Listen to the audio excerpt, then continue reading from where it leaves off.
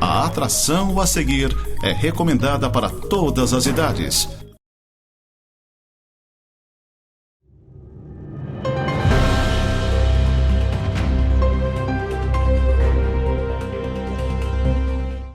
Olá, o Neurotalk está no ar. E hoje ao meu lado, o Dr. Clécio, e vamos falar de um assunto que eu acho de suma importância, né, Clécio? Que é o diagnóstico e o resgate da identidade. Exatamente. Na pessoa autista. Na pessoa autista de diagnóstico tardio, adultos e adolescentes. E por que o diagnóstico tardio precisa acontecer? Essa pergunta ela é muito pertinente, até porque a gente encontra aí, Céu, eu acho que a palavra batalha ela é bem apropriada, tá? Uhum. Tanto de pessoas que não são da área clínica, da área profissional, como de pessoas da área profissional, um questionamento sobre o diagnóstico tardio. E é interessante porque as pessoas que não são da área profissional questionam muito o diagnóstico tardio no sentido de serem pessoas que, entre aspas, tiram de crianças com suporte 2 e 3 Certo. Direitos dessas crianças, e da área clínica profissionais que questionam o porquê, né? Afinal de contas, a pessoa nasceu, cresceu, se desenvolveu, e para que ela está querendo saber esse diagnóstico agora? Então a primeira questão que a gente tem que ter claro é que é um direito do ser humano, tá? Saber o que acontece consigo. Eu vou trazer aqui uma questão clínica que tem uma incidência muito alta e que é de diagnóstico tardio e que a partir do momento em que é diagnosticado provoca uma mudança muito significativa na vida das pessoas, que são as alterações de tireoide, tá? A tireoide ela provoca uma sintomatologia dita invisível, em que o indivíduo ele engorda, que ele tem uma sensação de exaustão muito grande, um cansaço, tá? E muitas vezes ele passa alguns anos da vida dele tendo essa sintomatologia, não compreendendo muito bem o porquê, principalmente em relação ao cansaço. E aí, num determinado momento, é diagnosticado com uma alteração hormonal na tireoide, começa o tratamento e do dia para a noite, com o tratamento, ele começa a ter um processo de evolução de qualidade de vida muito significativo. Gente, a condição autista não é diferente, tá? A condição autista, ela apresenta uma série de prejuízos para o indivíduo. O fato dele ter crescido, se desenvolvido, estar numa idade adulta, não significa que não é uma pessoa que carregue consigo várias dificuldades, tá? Então, a partir do momento que esse indivíduo ele passa a ter uma consciência sobre aquilo que está acontecendo com ele começa a sair de uma área de autoquestionamento, que é uma área de autodesqualificação. Eu não consigo, eu sou estranho, eu sou esquisito, eu não sei o porquê. E ele começa a entender que ele tem uma resposta neurológica ocasionada por uma condição autista, uma questão sensório-motora, tá? Que então começa a justificar o porquê de uma hipersensibilidade sensorial, o porquê da dificuldade social e assim por diante, tá? E essa consciência, ela automaticamente leva esse indivíduo a buscar uma estabilidade na sua sobrecarga e na sua crise, tá? E a fazer uma caminhada para buscar corrigir isso. Se ele não tem esse diagnóstico, ele vai ter outros. Uhum. Tá? E a incoerência começa por aí, né? Então, tipo assim, não pode ser autista, o diagnóstico tardio ele é uma bobagem, mas ele pode ser depressivo, ele pode ser ansioso, ele pode ser bipolar, ele pode ser qualquer coisa. Qual é o problema disso? Nós estamos falando de várias comorbidades, ou apenas nós estamos falando de várias sintomatologias que são desdobramentos, que são consequências de uma condição autista não tratada, tá? E aí, esse indivíduo, ele começa a peregrinar por vários consultórios, ele recebe vários diagnósticos, ele recebe vários tipos de tratamento com resultados muito pequenos. E ele continua numa mesma situação. Que não está sendo tratado a verdadeira causa do problema, né? Exatamente, tá? Não está sendo tratada a verdadeira causa do problema. E aí você vai ter um indivíduo cada vez mais frustrado, tu vai ter um indivíduo cada vez mais sintomatológico, ou um indivíduo que além da condição autista passa a ter outros diagnósticos que a gente chama de comorbidade, e a sua qualidade de vida vai tendo prejuízo, e não só a sua qualidade de vida. a qualidade de vida das pessoas que estão à sua volta, porque nós estamos falando de indivíduos que trabalham, nós estamos falando de indivíduos que estudam, ou que pelo menos tentam, nós estamos falando de uma parte desses indivíduos que tem um relacionamento afetivo, que tem filhos, tá? E que todo esse contexto, ele passa a ter um prejuízo importante que é desnecessário, em que esse prejuízo ele pode ser minimizado, e em alguns casos ele pode ser muito minimizado a partir do momento de se ter essa consciência. Então, ter esse diagnóstico ele é fundamental, porque a pessoa que mais sofre em virtude do desconhecimento das suas características, sim, primeiramente, é a pessoa na condição autista e, consequentemente, as pessoas que estão à sua volta. E quando tu fala em o tardio, a partir de que idade é considerado tardio? E até que idade? Olha, é relativo dizer, mas o que hoje se preconiza é o seguinte: você tem o diagnóstico precoce, tá? Você pode diagnosticar uma criança na condição autista com alguns meses de idade.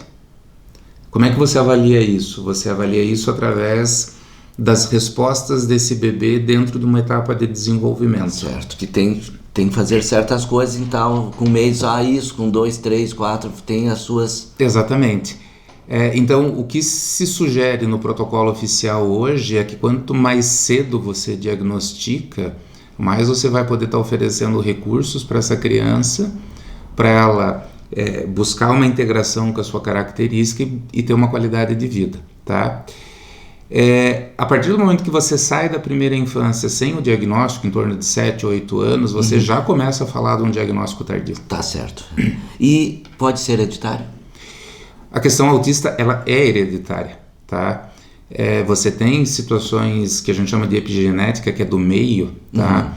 Que potencializam as características da condição autista, mas sim, hoje comprovadamente a condição autista tem uma causa genética extremamente significativa que vai passando de geração para geração. Então, muitas vezes a criança que descobre que a criança é autista pode dar uma olhada que às vezes um dos pais é.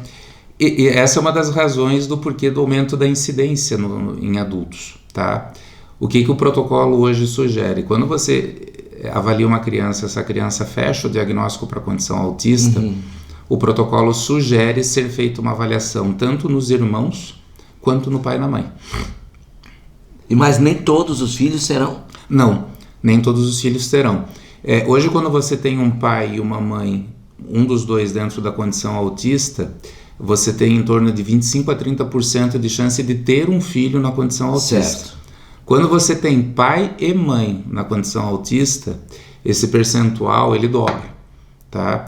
E o nível de suporte ele tende a ser maior. Certo. Tá? Essa é mais ou menos a questão genética. E o diagnóstico tardio, ele promove o resgate da identidade?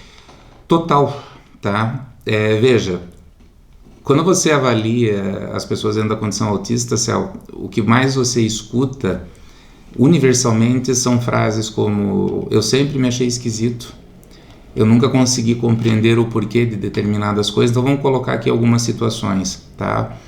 Uma pessoa de diagnóstico tardio que desde muito pequeno não consegue dormir. Dificuldade ou de pegar no sono ou de manter o sono. Aqueles que vai na madrugada dentro e não sabem o motivo. Exatamente. E tem bastante gente assim hoje, né? Muitos, tá? Nem todos dentro da condição autista, mas é um sinal para a condição autista, tá? Você pega indivíduos que não conseguem compreender o porquê que eles conseguem escutar uma parede fazendo barulho, hipersensibilidade sensorial. Os estralos das paredes, do chão das casas, essas coisas. Que só ele está escutando, tá? A dificuldade social, que é uma das grandes marcas, de não conseguir se aproximar, de não conseguir provocar uma interação e principalmente uma manutenção dos relacionamentos que busca. Então, a partir do momento que esse indivíduo ele tem um diagnóstico, ele começa a compreender que existe um contexto neuroanatômico, neuroquímico, que contribui para essa característica, tá? E que isso é involuntário, principalmente, isso tira do indivíduo um peso de responsabilidade e culpa, que já é um valor imensurável, tá?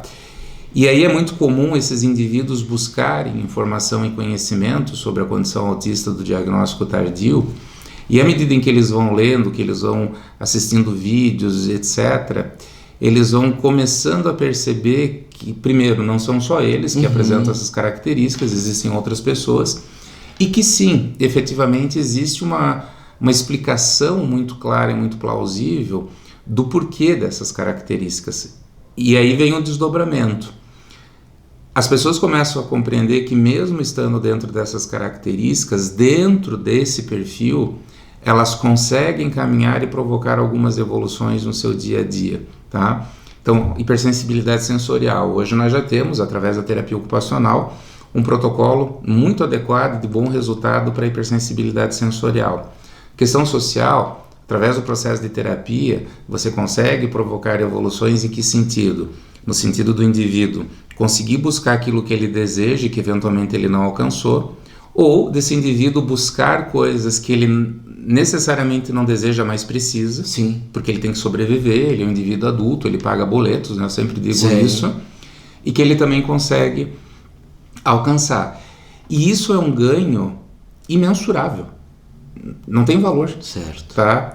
Para muitas pessoas que estão à volta, leigas, elas muitas vezes não conseguem compreender o porquê do não conseguir e do não alcançar.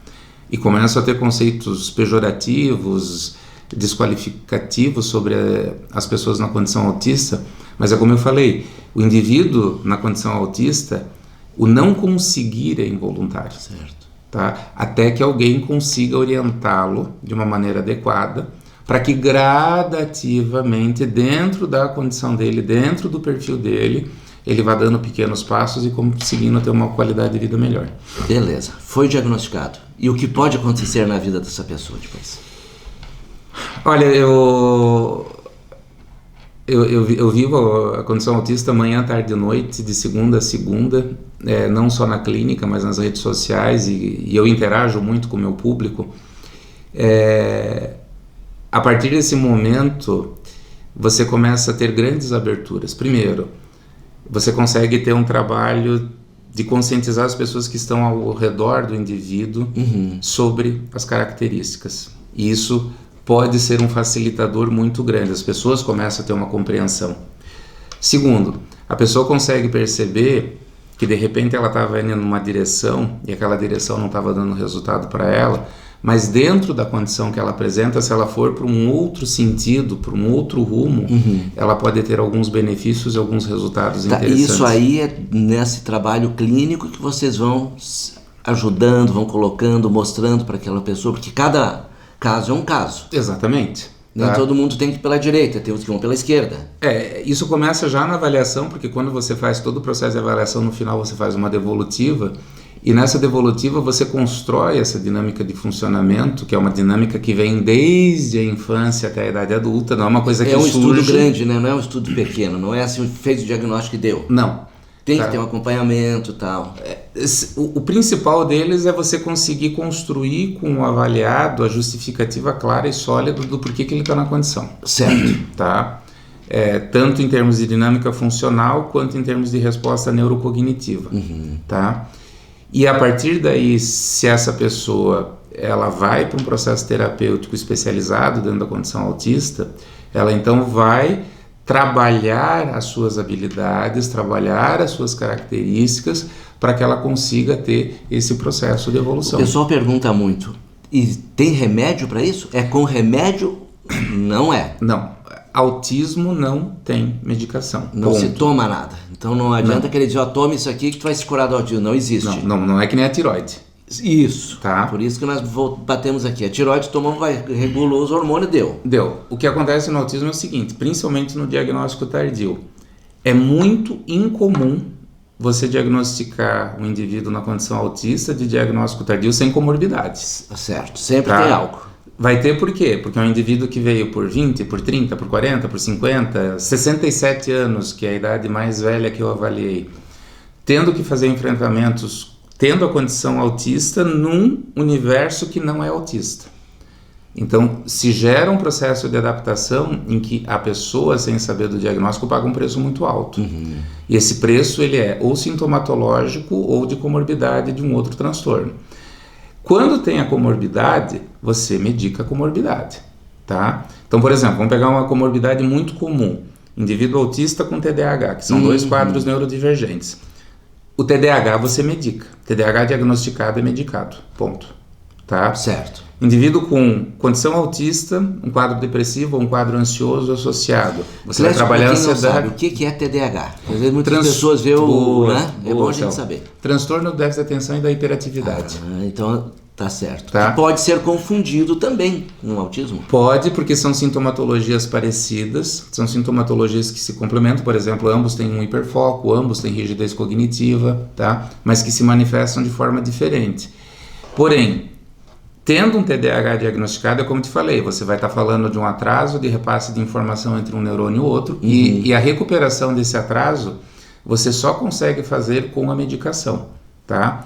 Paciente medicado, ok, você vai agregar um processo terapêutico para facilitar a vida dele, para você construir estruturas de rotina. Umas regras, regrar a forma de viver. Perfeito, tá? Mas sem a medicação você vai ter muita dificuldade de conseguir construir esse regramento. E pode ter os dois juntos, TDAH e autismo? 70% dos pacientes avaliados apresentam os dois quadros. Isso é um dado estatístico. Então trata um, que automaticamente já vai melhorar para o outro lado também, e as outras regras que devem ser colocadas. Como são dois quadros neurodivergentes, o protocolo oficial hoje sugere: se eu for te avaliar com TDAH, já vou te avaliar o autismo junto. Certo. Se eu for te avaliar o autismo, eu vou te avaliar o TDAH junto. Por quê?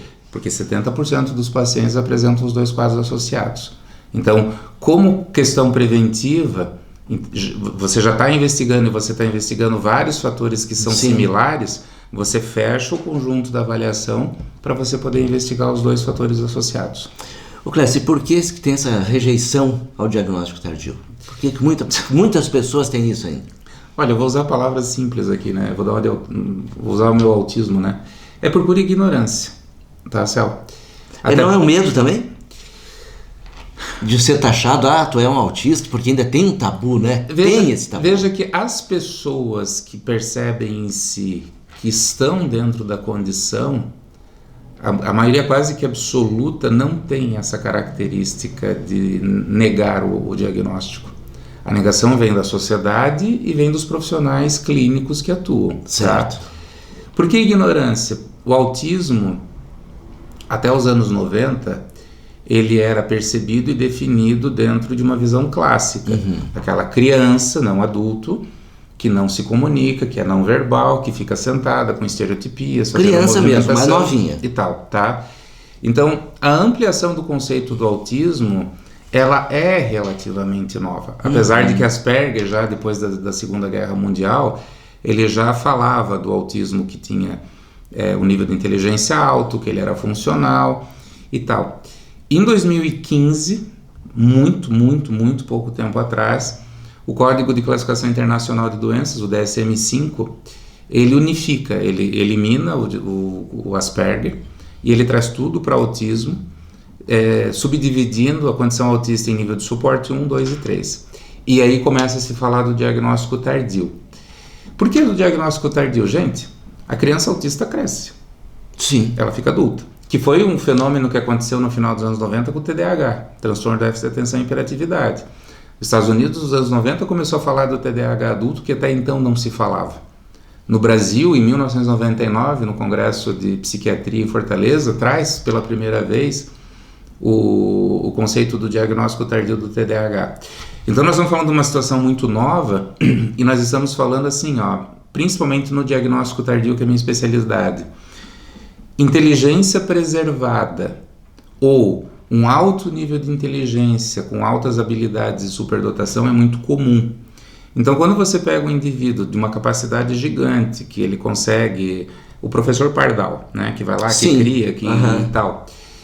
Vem aquela coisa, meu Deus, o que esse cara quer ser autista? Se ele tem esse nível de inteligência. Então, assim, são definições muito pobres, tá? É uma falta de conhecimento muito grande.